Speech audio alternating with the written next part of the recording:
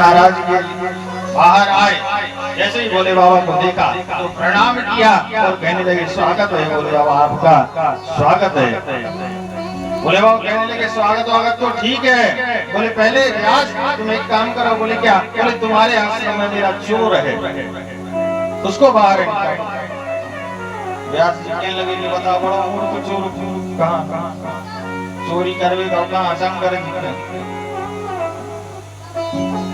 व्यास जी कहने लगे कि बताओ भोले बाबा का चुरा लो तुम, कि चैन चुरा लेगा तुम्हारे। भोले बाबा की चैन जानते ही नहीं सकते, जो मिल जाए सो हो जा तो बेचे ये क्या रात की उधर क्या उठा लिया तुम्हारे। भोले बाबा बोले कि नहीं, तो बोले फिर क्या बात है? बोले बात ये है कि वो मेरी कथा लेकर के भागा है, मेरी कथा सुन करके भागा है। बोले बाबा व्यास जी कहने लगे तू कौन सी कथा सुन करके भागा है? तो कहते हैं भोले बाबा कहने लगे कि वो और कोई कथा नहीं, वह जो है अमर कथा लेकर के भागा। बोले हमारी कथा पूरी श्रवण कर ली उसने? बोले हाँ पूरी श्रवण कर ली। बोले हमारी कथा श्रवण करने से क्या होता है? तो कहते हैं भोले बाबा कहने लगे कि जो व्यक्ति उस कथा को नियम अनुसार श्रवण कर लेता है वो अमर हो जाता है।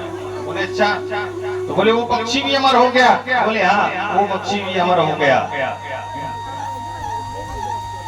तो बोले इसके लिए इंद्र मार सकते हैं क्या? बोले इंद्र नहीं मार सकते। बोले यमराज मार सकते हैं? बोले यमराज के तो बाप भी नहीं मार सकते उसके लिए। तो बोले और कौन मार? ब्रह्मा जी मार सकते? बोले ब्रह्मा जी भी नहीं मार सकते। बोले विष्णु? बोले विष्णु भी नहीं मार सकते। तो बोले कौन मार सकता? आप मार सकते हैं? बोले हम भी नहीं मार सकते। तो व्यास जी हाथ जोड़ करके कहने लगे तो जाओ बाबा, जब मार नहीं सकते तो काय को खड़े हो।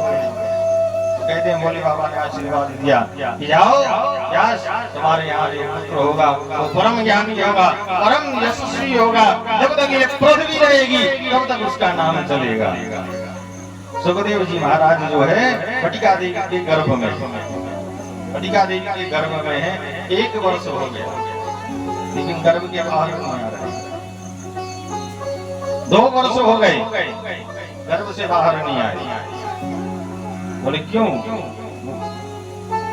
सुखदेव जी महाराज सोच रहे हैं कि कहीं ऐसा ना हो कि हम गर्भ से बाहर जाएं और भगवान की माया हमारे लिए एक खींच करके लगाए और हम उस माया में घूम जाए।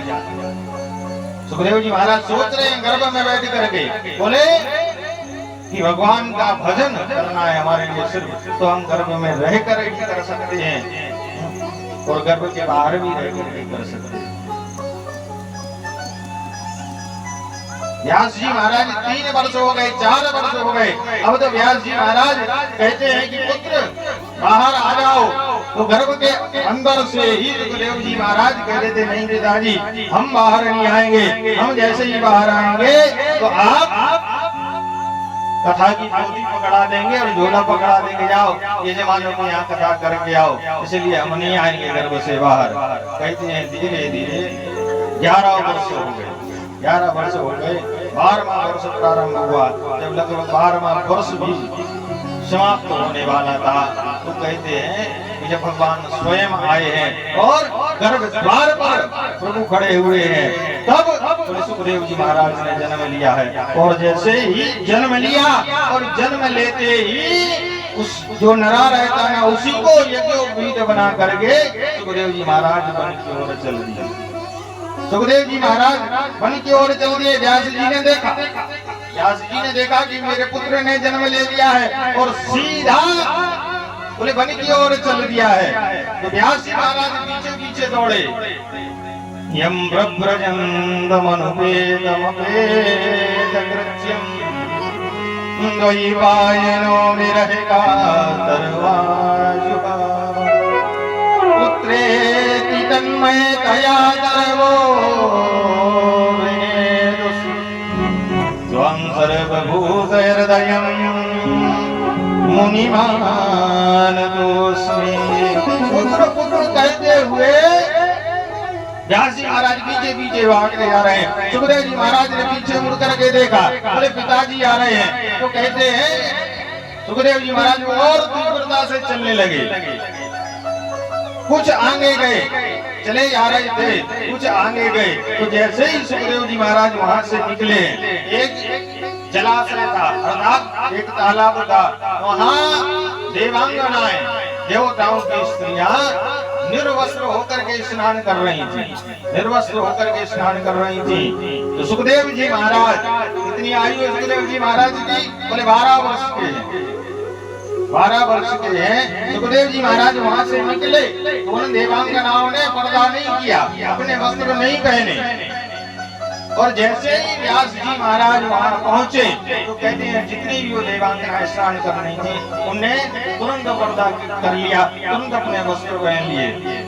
व्यास जी महाराज कहने लगे, बोले अरे देवांगनाओं, तुम लोगों को शर्म नहीं आती है? मेरा 12 वर्ष का वयस्क पुत्र यहाँ से निकला, तुम लोगों ने पर्दा नहीं किया और मैं बुढ़ा हो गया हूँ, मेरी इंद्रियां शिथिल हो गई हैं, तुमने मुझे देखा और पर्दा कर लिया। वह देवांगना कहने लगी कि ऋषिवर,